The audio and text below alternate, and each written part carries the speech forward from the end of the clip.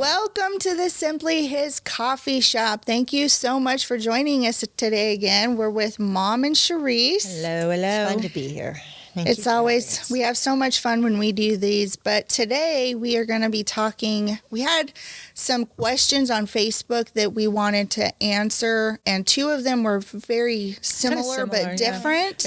Yeah. One person was asking how we rest and what do we do to rest, and then another lady was asking if it's okay to prioritize yourself and things that you need as a person. And those both, to me, kind of go hand in hand. They go very much hand in hand, and especially with being in ministry, you see that a lot where you're going, and you don't always take time to prioritize yourself. And I know that even with being women, that's even worse, is that we don't always prioritize our own care and things that we need. So we're going to talk about all of that and hopefully answer those questions, because again, they're very similar but very different at the same time. So let's talk about prioritizing our own needs.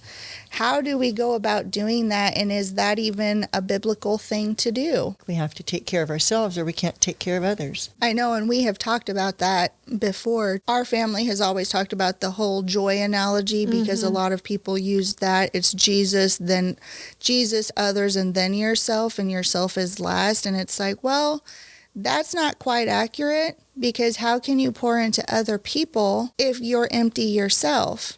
You're going to start getting cranky and tired and burnt out, and then you're not going to be able to help other people as much as if you do take that little bit of time to rejuvenate yourself and to get some rest and to figure out, okay, what are my priorities? Yeah. And when you were first talking, my first thought came to mind is that, rest and sleep can be different. Sleep is sleep and you can rest, but sometimes you need to rest and not be sleeping. Absolutely. I think that is the one I would probably address, because my sleep habits, they vary depending on what my duties are during the day and everything. But my rest time, I find that my favorite thing is if I can scratch a few moments before the day gets away from me.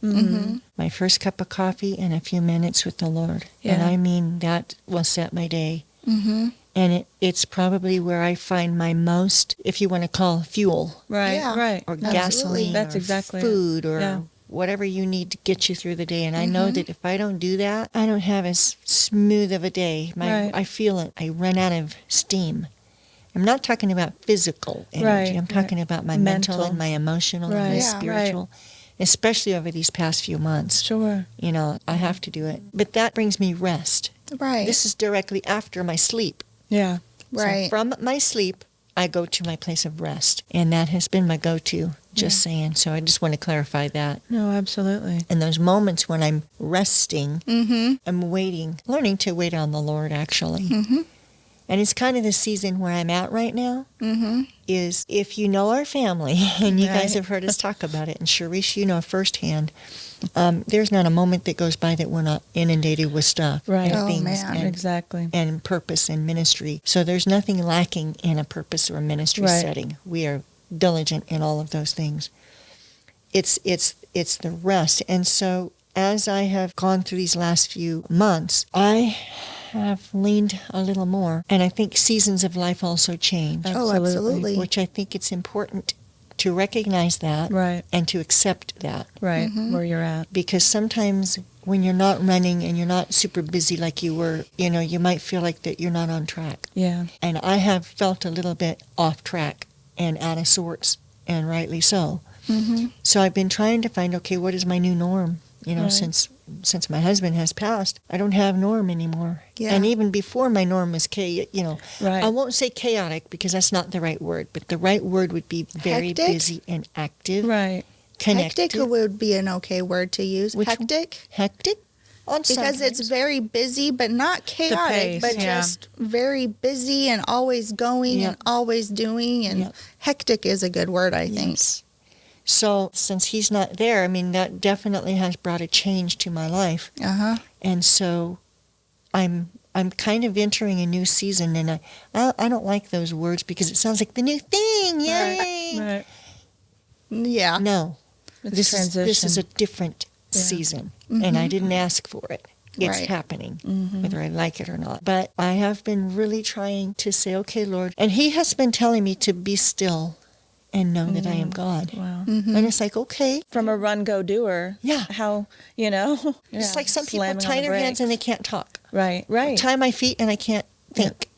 Yeah. Because I'm a thinker on the move. And so that's been a really new thing for me. Sure. Or a Try to different thing. I don't adjust. want to say new. I want to say different. Different, right. It's a different season that I'm entering. Yeah. I don't know what it looks like on the other side. And it's a little bit scary. Sure. Because I don't want to be dormant. Or I Right. don't want to be stagnant. And I don't want to not be useful. Right. Right. I don't want to not do things. Yeah. So it can be a little bit scary. But on the other hand, when I take a minute to lean in and say, Lord, I'm not leaning on my understanding right Right. now. Right. I got none. All I understand is that you've asked me to be still. Yeah. And in being still, I am finding a deeper walk with the Lord. And I want people to understand also, when you say a deeper walk, it doesn't mean that I'm more saved than I was yesterday. Right. Oh my gosh. Because I think if you think that way, Oh. you're going to always feel distant from God. Cringe. Right. Right. I think what I'm learning is that I'm more focused and more attuned to the moment, Right. that God wants me to listen. Well, your relationship, any person's relationship with other people or with the Lord, it changes and shifts. It doesn't mean that now you're closer right now than another time. Right. It's just that it's changed. Right. And that relationship has maybe gotten deeper, but that doesn't mean that you weren't as good of a Christian as before, Right. because No. it has nothing to do with that. No. It's about that relationship. And Right. relationships always change. They have Yes. their ups and They- downs and everything in between. And that's And what if it's they're supposed to not do. constantly growing, that's the opposite. They're stagnant. Right, exactly. And since God doesn't like stagnant, Right. you get to choose, though. You get to be the one that chooses what you're going to do at the moment. Mm-hmm. And so I'm learning that if I stop and I listen, and He's telling me to be still and know that I'm God. And that's so hard. Yeah. It's one of the hardest things to teach our little horses, too, when we're training. Yeah. They don't want to stand still. Right, They want to right. paw the ground. They want their bucket of grain. They want to work. They want to do their job. Right. And then go back out to be with their friends or whatever. Right. But for me, it's been very difficult to just sit because I am so used to just moving. Run, go, And do. doing. And sometimes I feel like I'm not doing anything. It's like, well, what did I do today? And the Lord said, you did what I've asked you to. Right? Good. You sat. Glad and you be listened. still, and you're listening. Yeah. And I got to tell you, it's a journey. Yeah. It's a good journey. It came from something that I would not have wanted, Right. but it's my choice to make, and I'm choosing that road. Right. So when you say, how do you get your rest? I don't think I could make it very long if I don't take those moments in the morning and let God, I don't even like to say refill me. Right. Those are so, Just speak Well, that's into just you. because that's the Christianese cliche version, but Yeah. it's still true. if you stay connected, He sustains. Absolutely. He sustains. Anyway, I could probably talk more, but that's the difference for me in my sleep and my rest. And that's what I do for rest. But that also brings back in the prioritizing, Right. you know, because you are prioritizing Yeah. your own needs so that then you can continue to do what God has asked of you to do. And that's part of what this segment is even about, as well as prioritizing and knowing when to say, okay, Lord, I'm at this crossroad. I'm stepping into this new chapter. Yeah. What does that mean? It's okay to take a step back and say, you know what? I'm getting very burnt out. I can't run the children's church and do the janitorial and do the this Right. and do the that and also have my own private life and my own work life and my own. It's okay to say, you know what? I need to step back and take a slowdown. Prioritizing yourself doesn't mean that you stop doing what God has asked of you and stop doing what you're called to do. It's not about that, in my opinion. You know, it's about saying, oh, and realizing, okay, I can do more for the gospel of Christ if I take a minute and make sure that I'm even doing what He needs me to do. Maybe there's a lesson I need to learn. Maybe Right. I need to tell people, no, I can't take another thing on my plate right now. Actually, I need to give some back to you because I am overwhelmed. And I don't think that's a sin. Throughout the Bible, God rested on the seventh day after making the world. That's what I was going to say is, how how important is it for us to rest when he set the example in the first chapter? Yeah. Yeah, You know? exactly. It's like, oh, wait. Well, he set that there so that we would learn from it. Yeah. Exactly. Because we need that. And he blessed that Yep. day. And said, don't forget it. Exactly. So it's an important thing to do. But it does set the example for us, but it doesn't always have to look the same. No. You know, what my day of rest is, or what I prioritize, is not the same thing as what you guys may call a day of rest. And it's not always, I think, about just you have to take one day a week. Right. I don't think it's even fully about that, but it's just that reminder that you do need time to get rejuvenated. Right. You do need that time to sit and just be still and be quiet, because we all need that. Yeah. Because the chaos gets too loud sometimes, so you need to be able to just say, okay, today is my day. I'm going to just go Do whatever. and do nothing. Yeah. I'm going to go. And a lot of people even will prioritize like taking a couple of days, and they'll go for a camping weekend out in nature, and they just, no phones, no Right. internet, no Facebook, no nothing, Yeah. literally. Just go hiking. And that's how they rejuvenate for the year or for the next 6 months or however Right. long that Right. tends to last them. But that's just their time to go be with God and get that No, there's more refill. to that. I was talking with Allie yesterday, and she's studying all kinds of different facets of therapy right now. Right. That's where she's at in her college. And she was telling me about the one that she calls the bottom up. And I'm like, bottom up therapy? What does that mean? She says it's, and I'm giving you my Right. understanding of her version. So Right. hopefully we can have her and she can just talk about it one of these days. But what I understood her to say is that there are some people who are much more like me, wired like I am, and that is that you're just on the move all the time. You got to wiggle. You don't stay in one place very long, and then your bones just you're just weird. You got to be up on your feet doing things, going over here and taking care of stuff. So for people like me to sit at a desk and to do just a lot of stuff that I've been having to do over the last few months is very hard for me. Right. And my brain, I can't hardly even focus sometimes because I'm just sitting there going, okay, what am I supposed to do? I'm so overwhelmed with all the papers on my desk. Right. No, I want to go scoop a stall. I know what that means. I can get that done. I understand that. Right. Now, that may sound very simplistic. I'm using that as an example. Yeah. That if you are a person wired physical labor, Mm-hmm. I mean, your physical labor could be out an auto mechanic. I don't care. Right. Maybe you're a Right. housekeeper. Maybe you're a cook. Name your own physical outdoor or indoor whatever thing that you like to do. If you're wired that way, do it. Get up and go take a day to do that. So I told her, I said, I find that interesting that you're explaining this to me because I have by nature just been doing that. I'll go about, 5 or 6 days and then I have to get up and do something different. I'll go and do something in the house or Right. clean my front porch. And I find that when I do, that's when sometimes clarity can come Yeah. because Right. I'm doing something that is bottom-up therapy. Right. Right. Like what It's we were coming talking from about the earlier. inside out and not from the intellectual dam. Sure. Exactly. Because when you've had a trauma in your life or whatever, you want to, your brain, you always think your brain has to handle it. Right.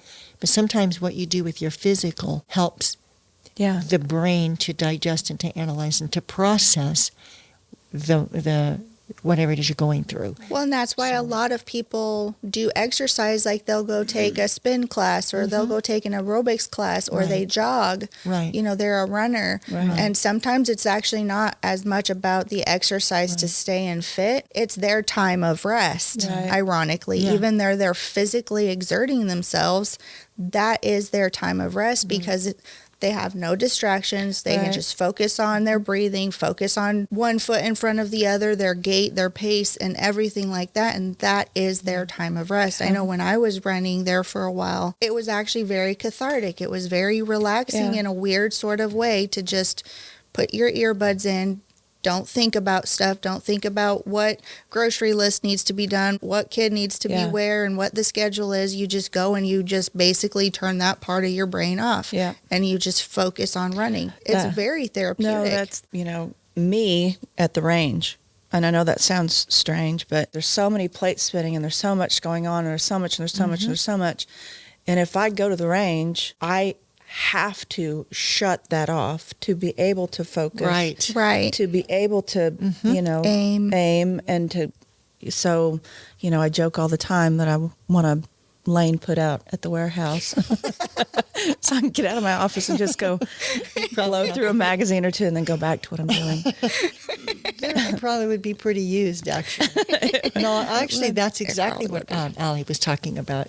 That's bottom-up therapy. It's exactly how she described it to me, is using that kind of focus to get away from the other things that are all the other screamers. Yeah. The other thing, quickly, I want to say is about seasons. Is, as I was a young woman, I used to always think it was cute. Get this, because I'm an old woman now. Back when I was a young whippersnapper, and I used to look at all these gray-haired ladies, I used to think, oh, how cute. They're going to pray for me. Yeah. Sister so-and-so is going to pray, because you call for the elders to pray. Well, there's a reason for that, folks. There is a reason for that. It's because absolutely. when you've been drugged through some things. Yeah, absolutely. Backwards. Yeah. Like a not whole backwards. Yes, ma'am. You wrestle with things. You are experienced in things that the Bible talks about that you need help with. Yeah. It's that wisdom. There's things I could launch into, but I'm not going to. There's wisdom. Yeah. There's knowledge. There's also experience. And here's a good one.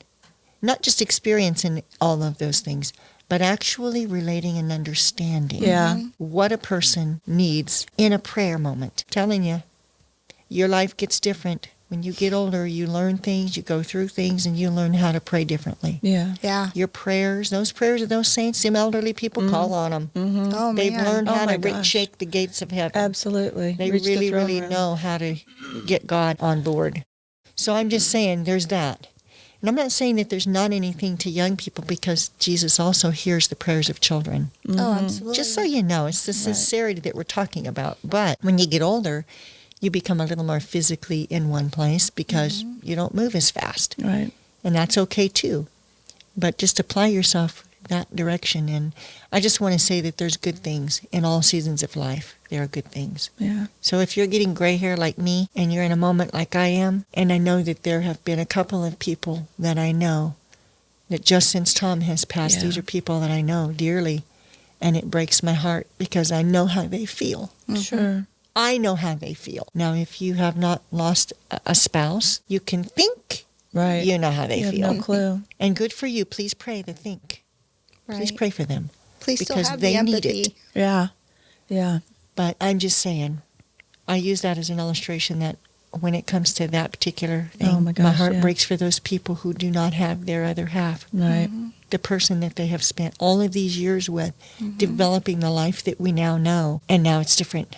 Yeah. They didn't ask for it, but it's what it is, and you make the best of it. Yeah. And again, I'm thinking of people so dear to me that just since Tom has passed. Yeah. So anyway, not that it has to be all about that, but I'm speaking to someone out there. Yeah. I think somebody out there needs to hear this. Absolutely. They need to hear this.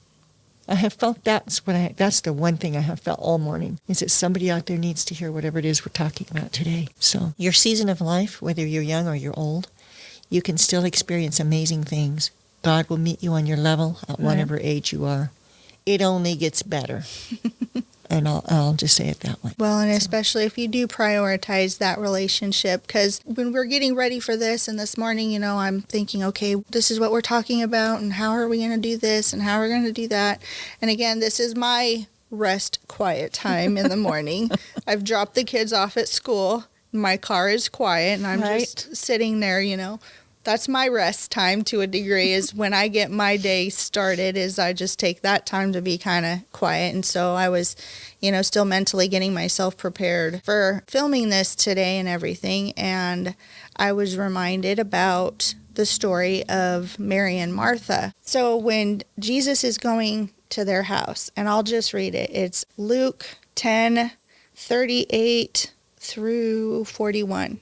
It's just really important. This should be encouraging to people. And this, again, is about prioritizing. Right. One was prioritizing one thing, Yeah. and the other sister was prioritizing something else. Yeah. So, and neither one was wrong. Exactly. Neither were wrong. Right. So let me just read this really quick.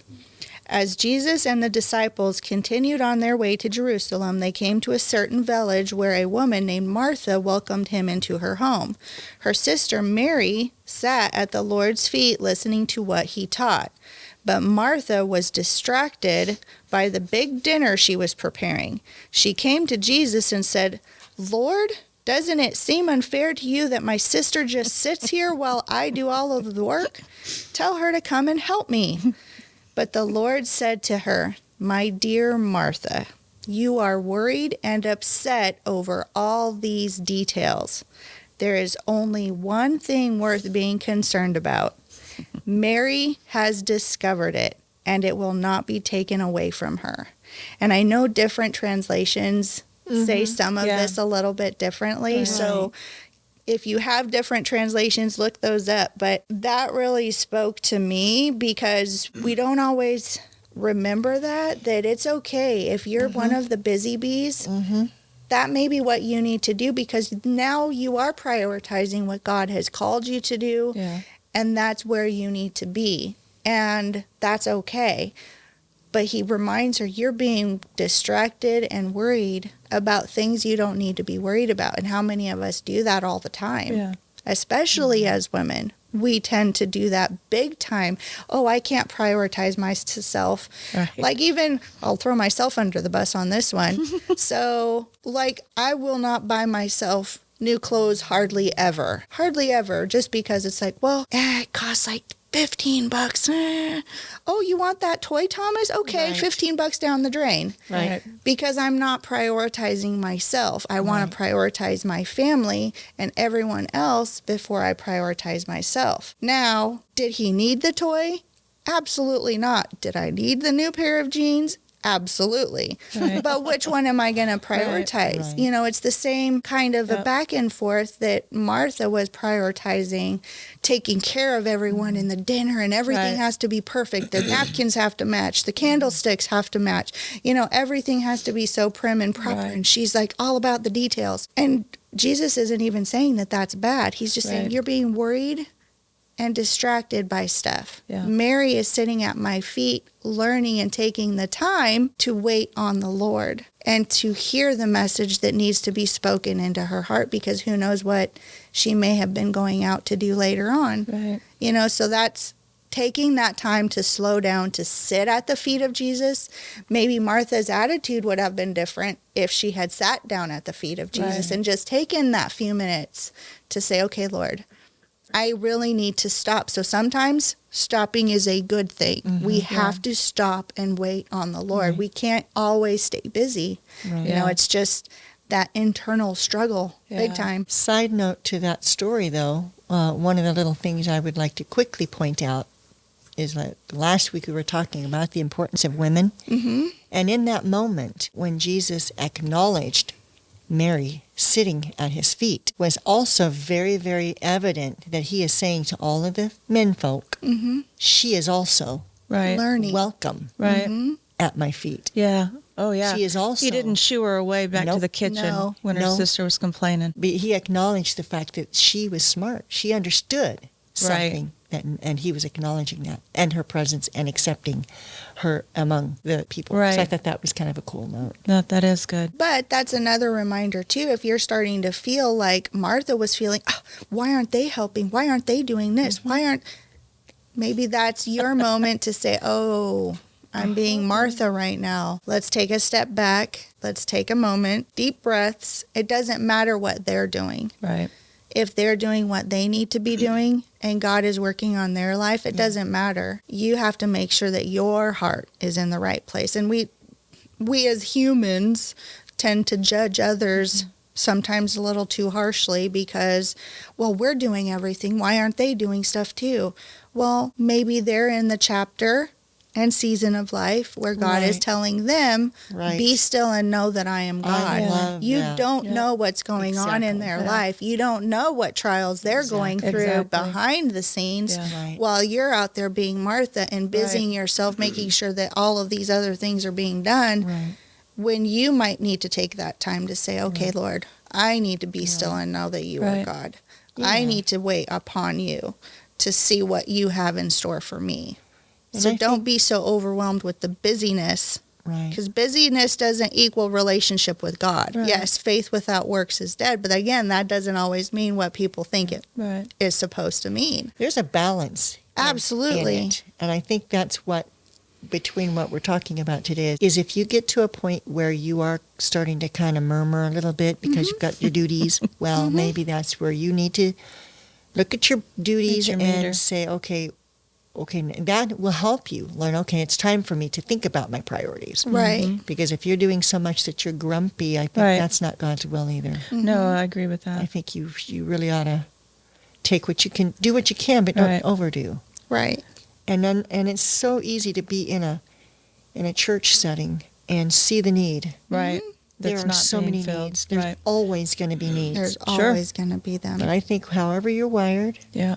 do what you can do and stay balanced and let God fulfill the need through another person Right. so that they can be also a part of the active body of Christ. Yeah. Right. So then everybody is a little more, less murmury.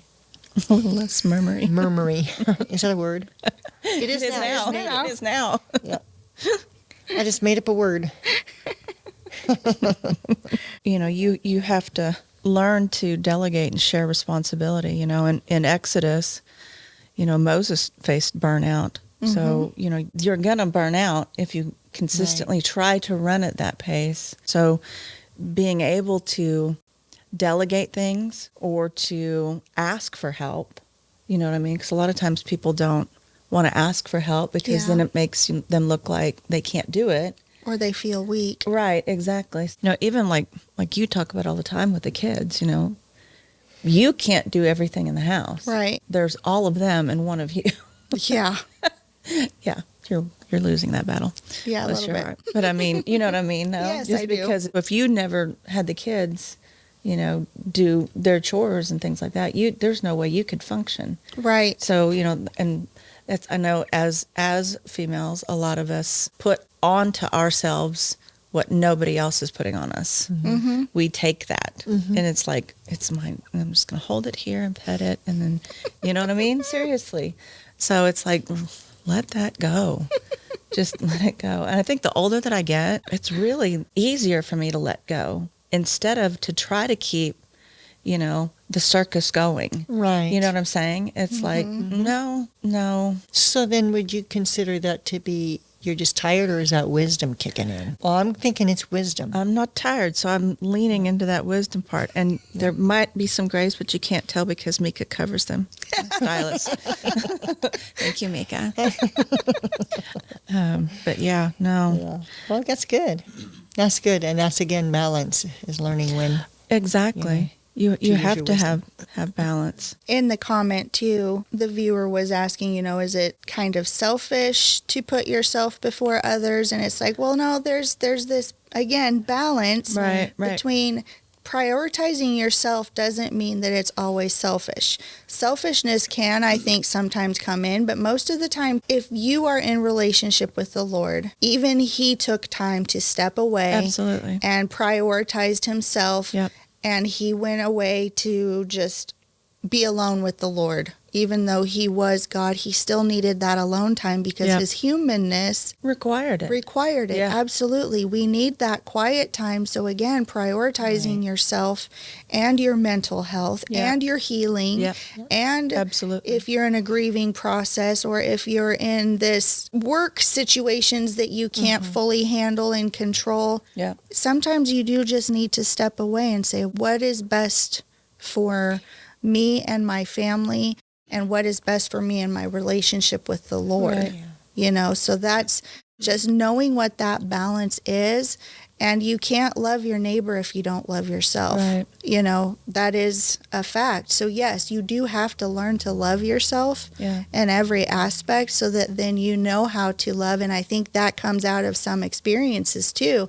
It's easier to love someone that has gone through similar things as you than it is somebody that hasn't, because you have that understanding that you both know what Right. the other is going through. It might be similar but different, but if you've both lost a spouse, or you've both had a miscarriage, or you've both Right. lost children to drug addiction, or whatever it is, you still have that bond that says, I see you. I know what it's like to be you.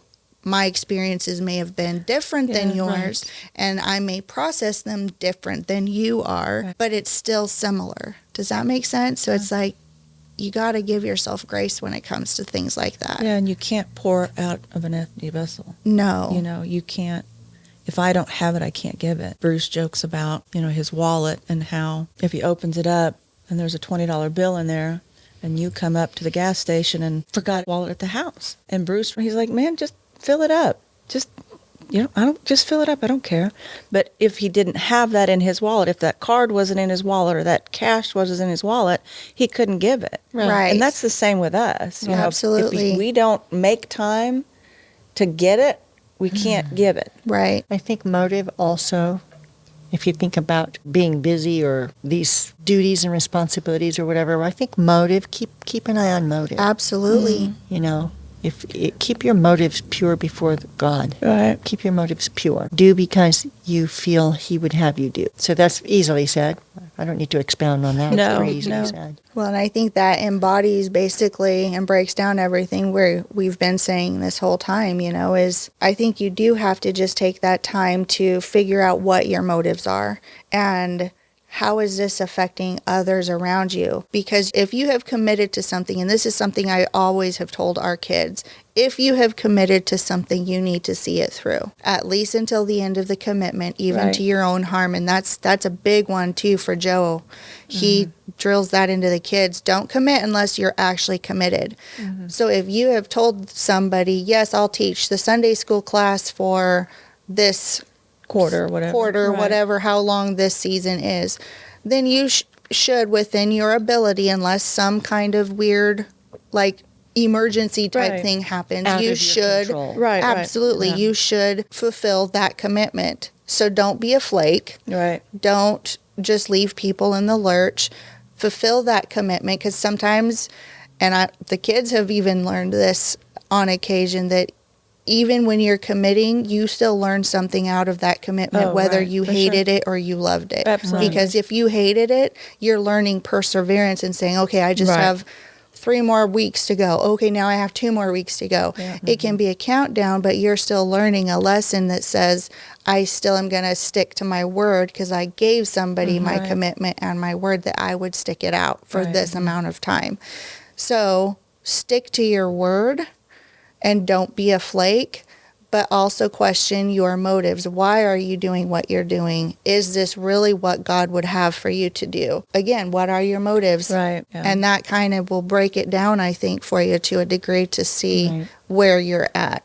And if you feel like God is calling you to do something else, give your notice, give Right. your 2 weeks notice, give your month notice or whatever it Right, is, and right. say, hey, you need to find somebody else to do this because I feel like I need to take a break for my own sanity or whatever the reason is. Even if I just need to focus on taking care of my kids. I'm not having a good relationship with my kids because I'm coming home too cranky right now. Right. So I need to take a step back and focus on my own things. And I don't think that's a problem. Right. Because as long as, again, it's coming from a place of intention and calling to a degree, Yeah. then I think that's okay. Yeah. That's not a problem. So. And I also think it's okay to do things like hobbies. Yeah. If you have something that you would like to do, sometimes you Yeah. just have to add a little bit of fun. So, prioritizing yourself is a good thing. You have to find that balance of what is that line for you between you and God and your family, and taking that time to intentionally rest. There's lots of great information out there on different types of rest. There's another episode that we may end up doing too that even dives deeper into rest, but that'll be down the road sometime. Thank you so much for joining us. We hope that you've had as much fun as we have had in this conversation.